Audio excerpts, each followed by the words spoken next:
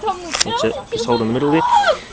Hey folks, when the compost is working really good, and when I turn it, can you see the steam that's coming out of there? That shows that the compost is working really well, and there's some good heat in there, and that's what helps all the organisms and microorganisms, the worms, get in there. When that happens, that compost pile I created last week, you see it's really heated up, and that's perfect for what you want to do. So once you turn your compost pile like that, you can really know that it's really working.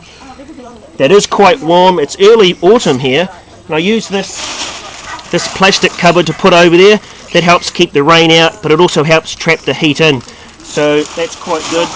That'll continue to work though. I'm going to fork this over today to get the stuff from the outside into the middle, and that'll help that break down. But that there is beautiful compost there, lovely steam coming out of this, fantastic heat in there, and that's sort of what you're looking for when you're doing your composting. If you're getting the ingredients right, and you're looking after it and you're keeping it moist, that's what you can look forward to.